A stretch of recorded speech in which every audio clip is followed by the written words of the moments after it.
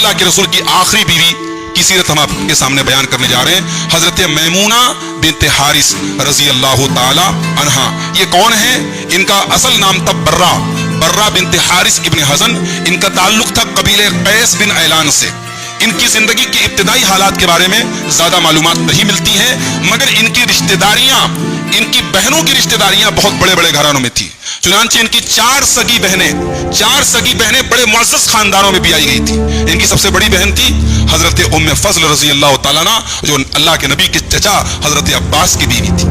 یعنی ان کی بڑی بہن اللہ کے رسول کی چچی تھی حضرت عباس رضی اللہ تعالیٰ عنہ، ان کے ساڑو یعنی ان کے بہنوں ہی لگتے تھے، اور حضرت عباس رضی اللہ تعالیٰ عنہ کی یہ سالی لگتی تھی۔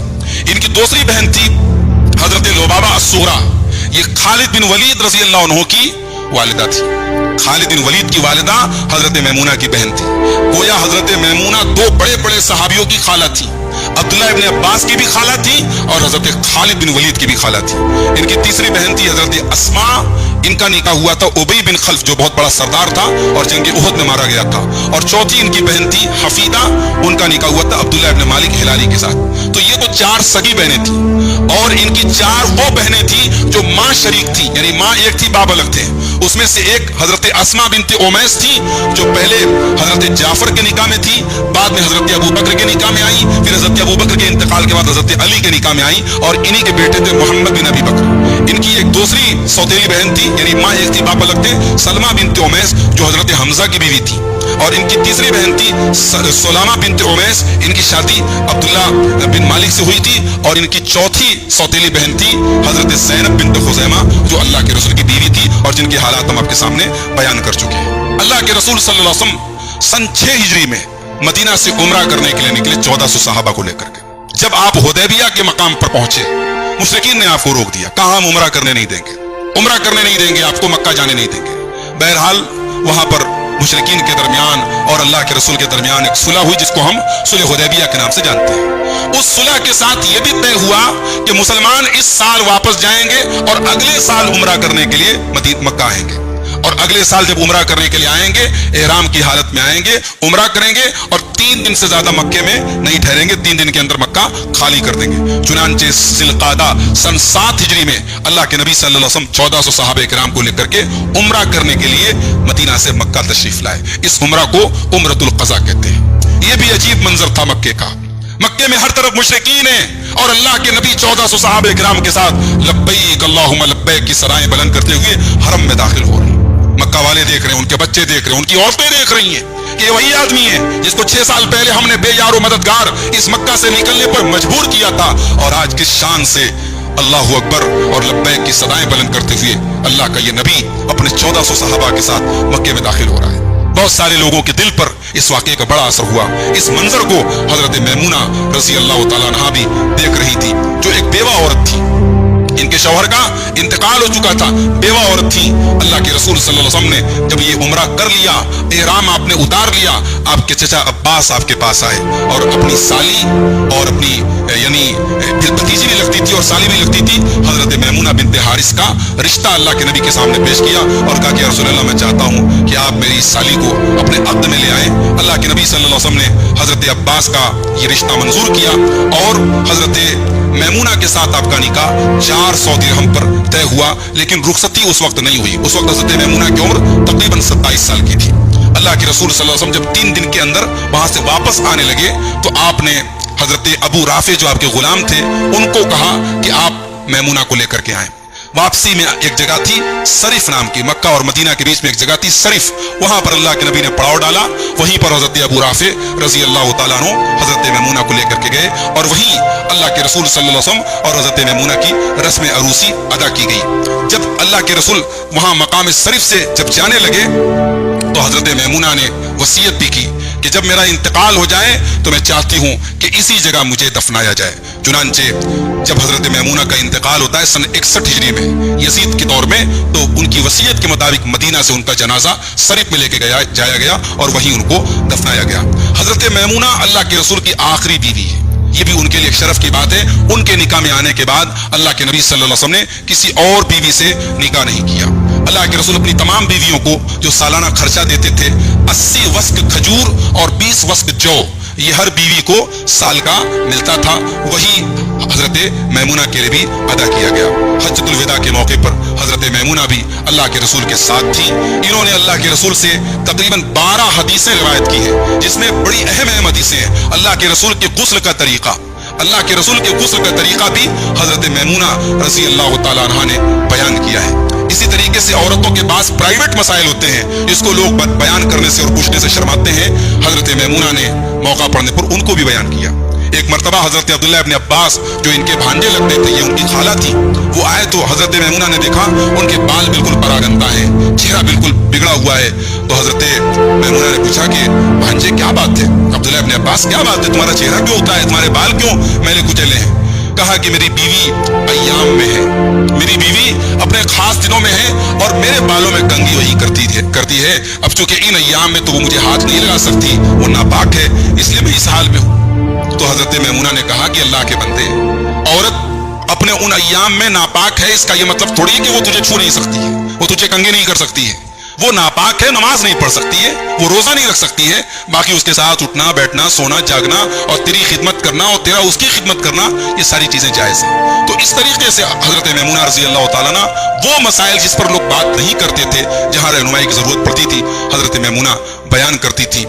حضرت میمونہ کے بارے میں حضرت عائشہ رضی اللہ تعالیٰ عنہ کا ایک کمنٹ ہے، وہ کہتی ہیں کہ میں نے اللہ کے رسول کی تمام بیویوں میں اللہ سے سب سے زیادہ ڈرنے والی اور سب سے زیادہ رشتہ داروں کے ساتھ رشتہ نبھانے والی، صلہ رحمی کرنے والی اگر کوئی عورت دیکھا ہے تو وہ حضرت میمونہ بنت حارث رضی اللہ تعالیٰ عنہ ہے۔ میرے بھائیوں، یہ اللہ کے رسول کی وہ 11 بیویاں ہیں جو آپ کے نکاح میں آئیں۔ وفات کے وقت آپ کی 9 بیویاں آپ کے نکاح میں تھیں۔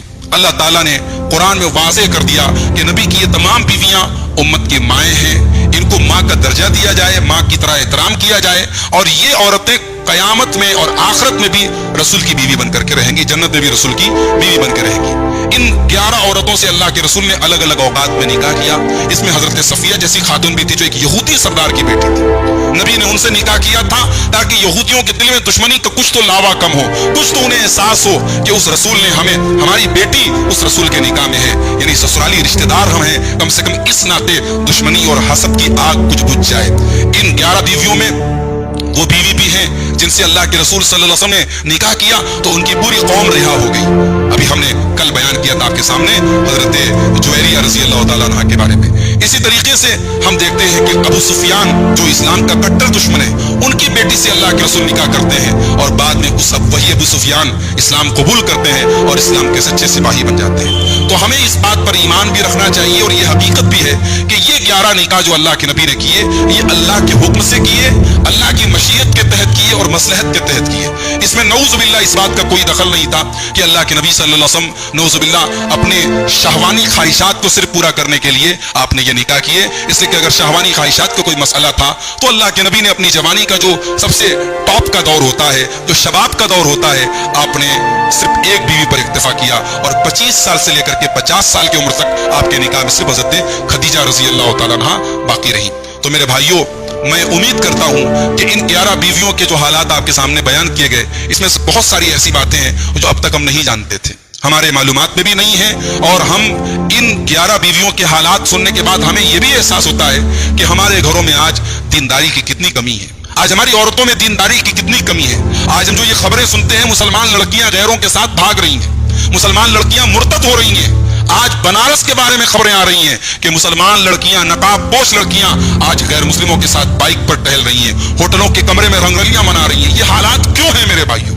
اس لیے کہ ہم نے اپنی عورتوں پر دین کی تعلیم اور دین سیکھنے کے راستے بند کر دیے۔ بھئی ہم بہت خوش ہوئے، ہم نے اپنی لڑکی کو گریجویٹ کرا دیا، ہماری لڑکی کالج میں پڑھ رہی ہے، گریجویٹ کر رہی ہے، بی اے کر رہی ہے، ایم اے کر رہی ہے، ہم خوش ہیں۔ ہماری لڑکی اعلیٰ تعلیم حاصل کر رہی ہے، کل رشتہ آئے گا ہم فخر سے کہہ سکتے ہیں ہماری لڑکی نے ایم اے کیا ہے، ہماری لڑکی نے بی اے کیا ہے۔ ہم اس پر بھی فخر کرتے ہیں، خوش ہوتے ہیں۔ ہماری لڑکی کوئی ایجوکیشن والی تعلیم حاصل نہیں کر رہی ہے، وہ لڑکیوں کے کالج میں پڑھ رہی ہے، وہ ایسی جگہ پڑھ رہی ہے جہاں صرف لڑکیاں پڑھتی ہیں۔ مگر میرے بھائیوں، آپ یہ بھول جاتے ہیں، آپ کی لڑکی اس ماحول میں پڑھ رہی ہے جہاں وہ لڑکیاں پڑھتی ہیں جن کے مذہب اور جس کے ماحول میں شرم و حیا کا دور دور تک کوئی اتا پتہ نہیں، جہاں 10 بوائے فرینڈ رکھنا یہ فخر کی بات ہے، جن کا مشغلہ اور جن کی عادت یہ کہ وہ راستے میں چلتی ہیں تو وہ اپنے محبوب اور اپنے عاشقوں سے بات کرتے ہوئے گزرتی ہیں۔ उन लड़कियों के साथ आपकी लड़की अगर पढ़ रही है, उनके साथ रोजाना 5-6 घंटे वक्त गुजार रही है, और उस लड़की को दीन क्या है, इस्लाम क्या है, नमाज क्या है, आयशा की सीरत कैसी थी, उम्मे हबीबा की सीरत कैसी थी, हफ्सा की सीरत कैसी थी, ये आपने नहीं बताया, तो उस लड़की से आप क्या एक्सपेक्ट करते हैं, उस लड़की से आप क्या उम्मीद रखते हैं? अगर वो लड़की किसी गैर मुस्लिम के साथ भाग रही है तो रोने का मकाम ये नहीं है, रोने का मकाम ये है कि आपने उस लड़की को दीन कितना पहुंचाया है। आज हमारी औरतें मेले में जा रही हैं, मौलवियों के माथे पे बल नहीं आते। हमारी औरतें आज मज़ारों पे जा रही हैं, मौलवियों के माथे पे बल नहीं आते। हमारी औरतें नुमाइश में जा रही हैं, मौलवियों के माथे पर बल नहीं आते। लेकिन जहां मस्जिद में औरतें पहुंच जाएं, जहां ईदगाह में औरतें पहुंच जाएं, माथे पे बल आ जाते हैं। कहा जाता नहीं साहब हम ईदगाह में जाने नहीं देंगे, फितना है, ये फितना है। बाजार फितना नहीं है, मज़ारों पे जाना फितना नहीं है, नुमाइश में जाना फितना नहीं है। सारा दुनिया का फितना कहां पैदा हो गया? मस्जिद में पैदा हो गया। दुनिया के सब छठे बदमाश कहां हैं? सब मस्जिद में बैठे हैं। शर्म करो मेरे भाइयों, शर्म करो। चुल्लू भर पानी में डूब मरे वो मौलवी जो मस्जिद को फितने का घर कहते हैं। ये अल्लाह का घर है। और यहाँ जुमा का आधा घंटे का जो खुतबा होता है, जहां एक इमाम, एक मौलवी, एक आलिम दीन हफ्ते भर तैयारी करके दीन की बातें बताता है, वो बातें आप सुनते हैं, आपके घर की औरतें नहीं सुनती। आपने उनके लिए दरवाजे बंद कर दिए। जब आपने मस्जिदों के दरवाजे अपनी औरतों के लिए बंद कर लिए, तो फिर ये खबरें सुनने के लिए तैयार रहो कि फला की लड़की फला गैर मुस्लिम के साथ भाग गई। आप मस्जिद के दरवाजे बंद करेंगे, इर्तिदाद के रास्ते आपकी बेटियों के लिए, आपकी बहनों के लिए खुल जाएंगे। मेरी बड़ी दर्दमंदाना गुजारिश है, अपनी बच्चियों की दीनी तालीम पर मेरे भाइयों थोड़ी तवज्जो दें। आप मोबाइल से नहीं बचा सकते इस दौर में अपने बच्चियों को, आप इंटरनेट से नहीं बचा सकते, आप सीरियल से अपने घर की औरतों को नहीं बचा सकते। मुश्किल है, मुश्किल ही नहीं नामुमकिन होता चला जा रहा है। मगर आप ये तो कर सकते हैं, ये जहर आपके घर में मौजूद है, जहर का तिरियाब तो आप दे सकते हैं, जहर का इलाज तो आप दे सकते हैं। आप उनको आयशा की सीरत पढ़ के सुनाएं, उन्हें खदीजा की जिंदगी पढ़ के बताएं। अपने घर में ऐसी किताबें ला के रखें, अपने घर में ऐसे स्पीकर ला के रख दें, घर में रोजाना एक ऐसी तकरीर घर में औरतें सुन लें जिसमें दीन की बातें वो सुन लें। अगर ये माहौल आपने बना दिया तो उसका असर आज नहीं 10 साल बाद आप महसूस करेंगे मेरे भाइयों। अल्लाह से दुआ करता हूँ रब्बुल आलमीन हमें और हमारी माँ बहनों को इन अज़वाज मुत्तहरात की, इन मुक़द्दस ख़वातीन की, इन उम्महातुल मोमिनीन की जिंदगियों को समझने और इनके नक्शे कदम पे चलने की तौफीक अता फरमा दे। रब्बुल आलमीन हमारी माँ बहनों को हज़रत आयशा, हज़रत सफ़िया, हज़रत उम्मे हबीबा और रसूल की इन तमाम बीवियों की जैसी शर्म व हया, इनके जैसा ज़ुहद व तक़वा, इनके जैसा इबादत का शौक, इनके जैसा अल्लाह और उसके रसूल की मोहब्बत का जज्बा,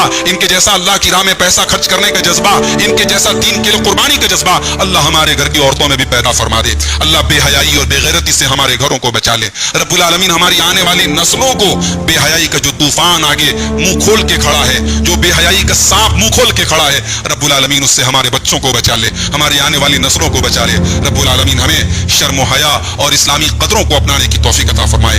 हमें से जो बीमार हैं अल्लाह उनको शिफाए कामिल आजिल अता फरमाए। जिन भाइयों ने इस प्रोग्राम को गौर से, पाबंदी से सुना है, इस प्रोग्राम के सुनने को अल्लाह ताला उनकी नजात का जरिया बना दे। रब्बुल आलमीन हम सबको कहने और सुनने से ज्यादा अमल की तौफीक अता फरमाए। जब तक हम दुनिया में जिंदा रहें, इस्लाम पर जिंदा रहें और खात्मा हम सबका ईमान पर हो। एक इंसान दुनिया में सबका प्यारा है, उसके बच्चे उससे बहुत प्यार करते हैं, उसकी बीवी उसको बहुत चाहती है, उसके मोहल्ले वाले, उसके गांव वाले उसकी बड़ी कदर करते हैं। मगर जिस दिन उस इंसान की मौत आती है, जिस दिन वो मरता है, उससे इतनी मोहब्बत होने के बावजूद उसकी लाश को कोई घर में रखता है। आइए पहले देखते हैं रसूल पाक का घर कैसा है। अल्लाह, बड़ा मामूली सा घर है, आज की तरह बहुत शानदार नहीं है, उसमें डेकोरेशन नहीं है, उसमें सजावट के आइटम्स नहीं है, दुनिया की तरक्की के सामान छोटा सा घर है। खजूर की लकड़ी के तनों का पिलर बनाया गया है। तो उम्मत का एक बड़ा तबका आज शिकम परवर और पेटू किस्म के आमिलों के चक्कर में और मुल्लाओं के चक्कर में आज अपने दीन और ईमान का सौदा कर रहा है और तावीज़ और गंडे के इस्तेमाल के जरिए अपनी तौहीद और अपने ईमान का जनाजा निकालता है। एक बेहतरीन बीवी की क्वालिटी क्या है? अगर कोई आपसे पूछे कि एक बेहतरीन बीवी कैसी होती, क्या जवाब देंगे आप? अल्लाह के नबी सल्लल्लाहु अलैहि वसल्लम से सवाल किया गया। सुनन नसई की रिवायतें, सही रिवायतें, हदीस का नंबर है 3231 3231। पूछा गया है अल्लाह के नबी अय्युन निसाई खैर, सबसे बेहतरीन औरत कौन सी है? अल्लाह ने फरमाया सूरह आल इमरान की आयत नंबर 185 185 नंबर की आयत में, कुल्लु नफ्सिन ज़ाइक़तुल मौत व इन्नमा तुवफ़्फ़ौना उजूरकुम यौमल क़ियामह। मेरे बंदो, हर नफ्स को मरना है, हर जानदार को मरना है, हर नफ्स को मौत का मजा चखना है।